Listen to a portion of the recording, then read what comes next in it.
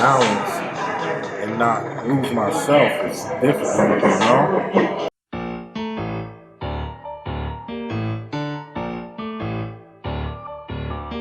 Raw.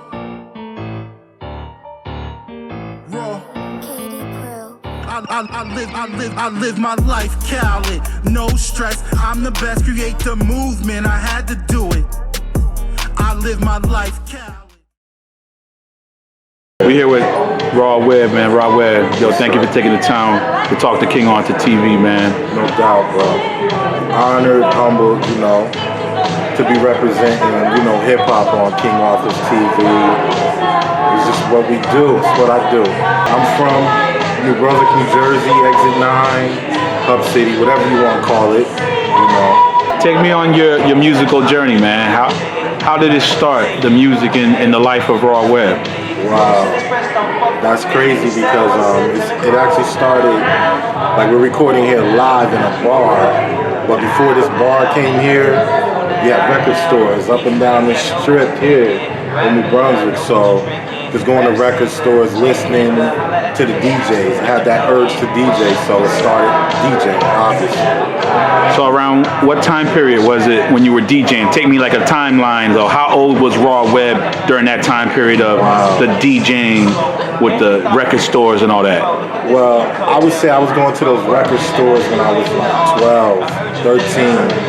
So when I actually got on, I had my own shit. I was like 13, 14. Wow. Just thinking about that, I was mad young. So establishing yourself at a DJ at such a young age,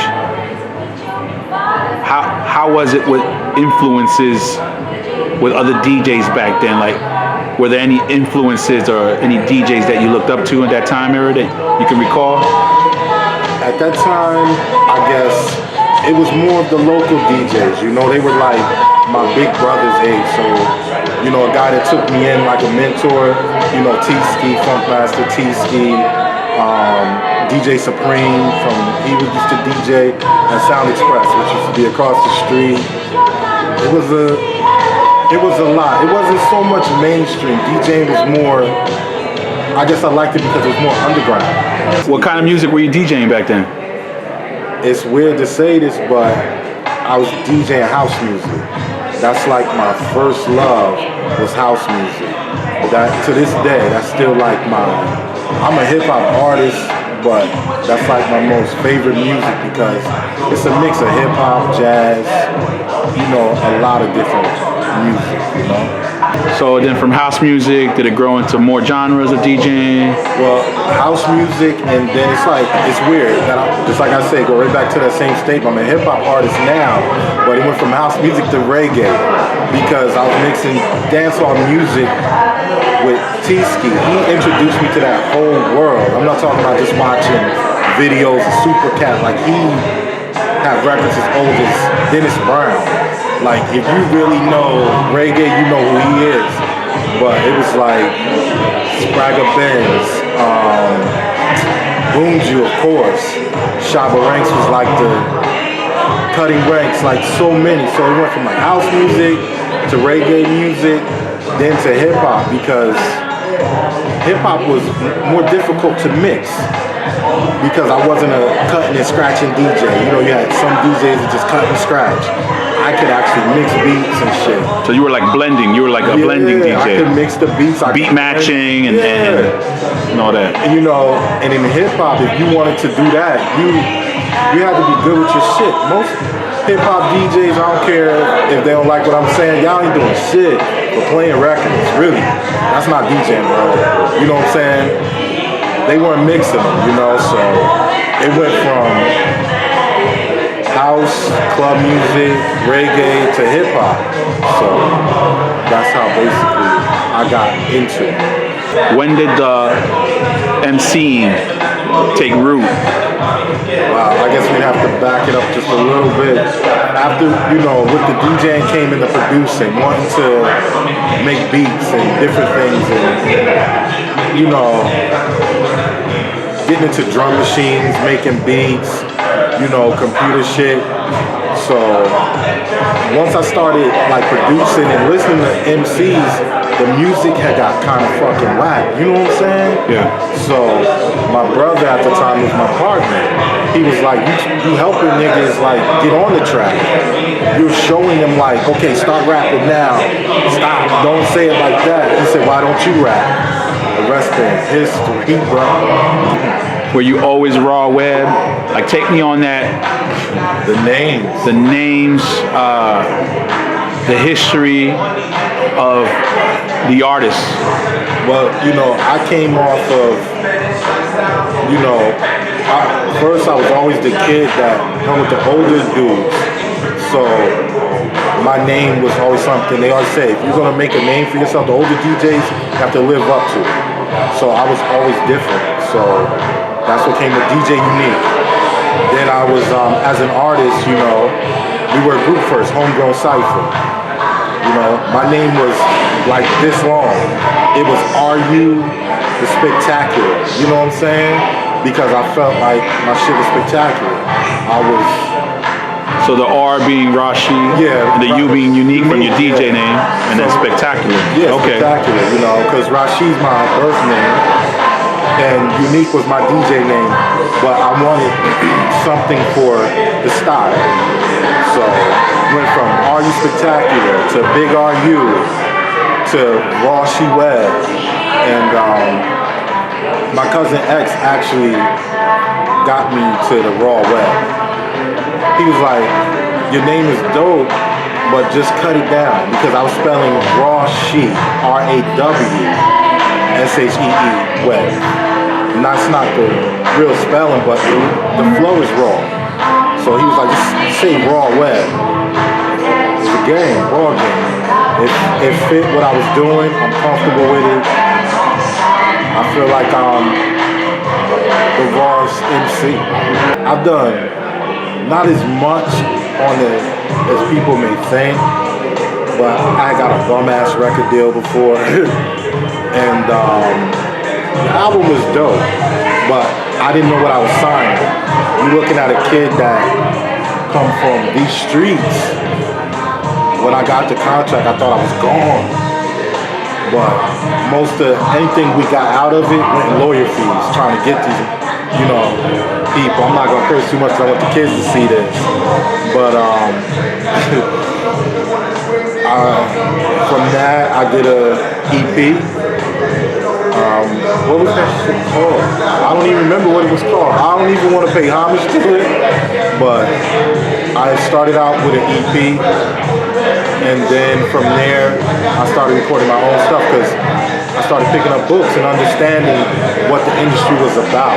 For artists that might be going through the same situation, have gone through it, maybe not have bounced back out of it, from your experience, did it discourage you? Did it fuel you and motivate you more? Like, what were the feelings at that time going through that? I guess at that time, it was very disappointing because I was going through different life struggles, and I depended on that to kind of like bring my family back together. And that's one thing I can say to MCs that are aspiring to do this shit. Don't ever rely on this. You know, this comes and goes. You hot today, not tomorrow. So it took longer to get my family where I wanted it. It grew me up, bro. Like, I became more of a man, and took the music for what it was. For me, it's not a hobby. It's, you know, it's culture. To me, it's how I walk, how I talk, what I'm trying to get back to people. So it made me put everything in focus, like God first, family first, music, you know. It helped me put some type of order to my life because I was taking big risks, bro.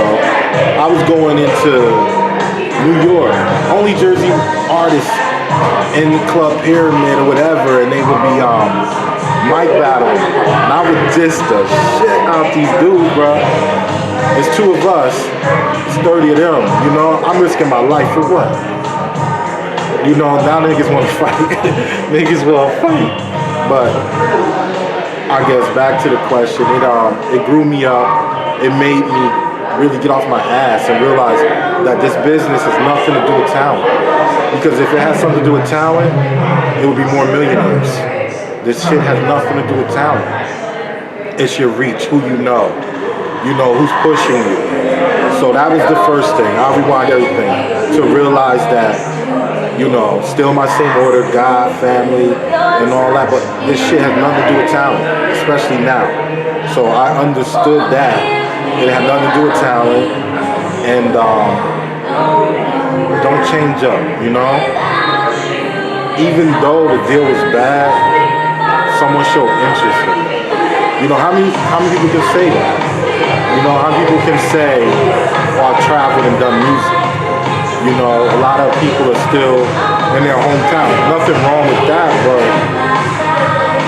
it just taught me that, what I'm saying? That maybe I am a little better than I thought, but do my research, pick up a fucking book, hire a lawyer.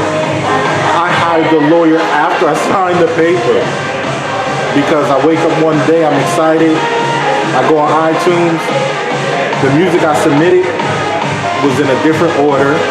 The cover that we spent money on and time, the label changed it for marketing. And I guess the record was moving, it was moving a little bit.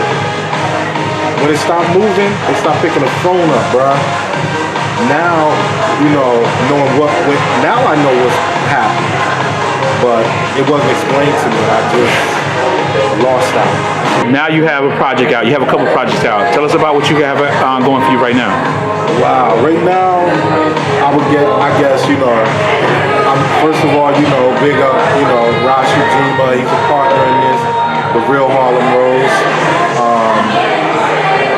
Wealth Nation, obviously. We have a mixtape out, Balboa. It's doing good. I'm talking about independent, bro. It's doing well. You can get that on Audio Mac. We had a single that did very well. Shout out One Wealth Nation, Rob Terrell, Sony. We put a single out, What You Hatin For. Still streaming.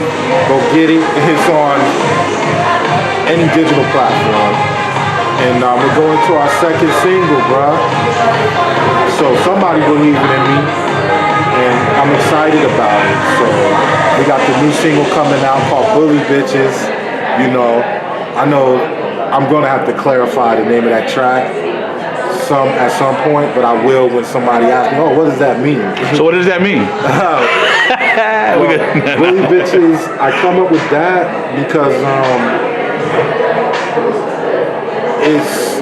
I'm a strong believer in, now I am, because of things I've been through, that you can ask and ask and ask and wait for someone to do something for you and you'll just go nowhere. So I said, what a bully do? A bully will take something. So I call it Bully Bitches because I'm taking my opportunities. I'm taking a chance, So that's how I came up with the title, Bully Bitches. It's produced by super producer, Mossburg, Montana. So it feels good, And shout out, MP Beats on the first single.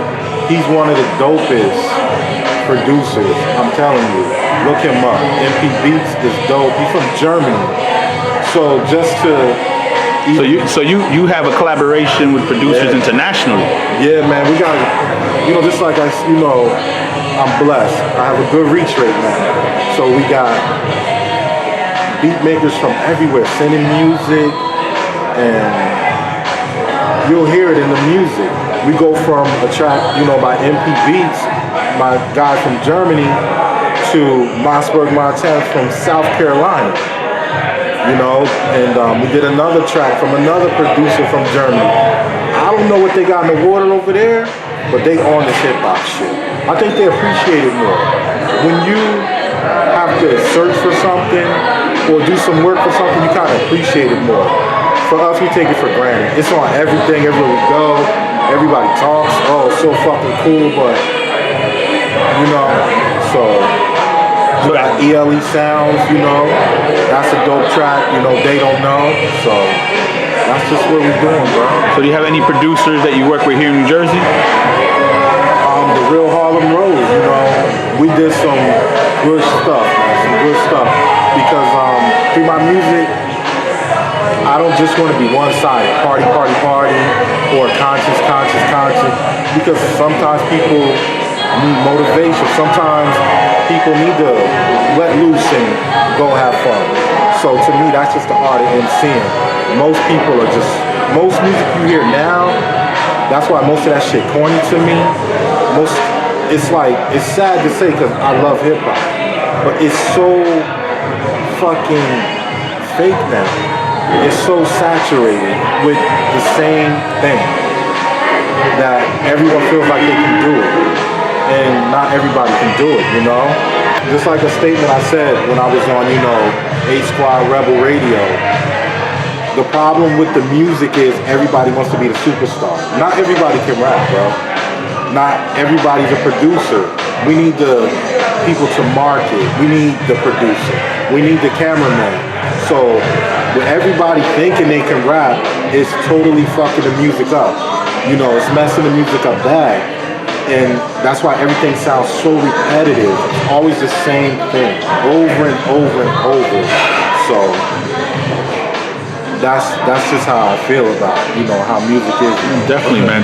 Like, if you could give us some track names and then tell us where did that come from, in a sense. We can go to the single, What You Hatin For. What made me write that track, what was going through my mind, was just doing like what people do in general. They're online, you know? People are online, listening to music. And I was just scrolling through shit on Instagram, and I'm like, you know, not dissing anybody, but it was nothing that I liked at that moment. Everything I was going through, it sounded the same. This guy on this guy's track, you know, because now it's like the kumbaya of hip-hop and shit, you know? And hip-hop used to be competitive. That's what makes it fun. And I was like, if I say that in a track, because I'm supposed to be writing, I'm looking for a single, so I'm supposed to be writing, and I'm like, well, if I diss all these artists, or say I don't like it, then I'm hating. So it just comes from thinking about how I feel about shit, you know, and still trying to find a balance, because I don't want to push a certain crowd or a certain age group away. Because I've been blessed with that. I have, you know, from teenagers up. Some people, they're just here or there, you know. I'm growing, so that's my process when I write. My process could be something I see, you know, someone walking down the street, dirty looks, you know. The stuff that happens in the media, all of the, you know, injustices to, you know, black men with the police situation, you know, and then flipping it, because I'm real about this. Walk down my own block and a black man would look at me like he caught me with his moms and shit, instead of saying like, you know, we brothers, how you doing? What's up? So that goes to the track Same Color, you know? What if it doesn't rain anymore? What if everybody was the same color? It'd still be the same hating motherfuckers. One life to live, so I go get it. Sleep with the fishes, we taking this year. Bully bitches, bully bitches, bully bitches, bully bitches, bully bitches. One life to live, so I go get it. Sleep with the fishes, we taking this year. Bully bitches, bully bitches, bully bitches.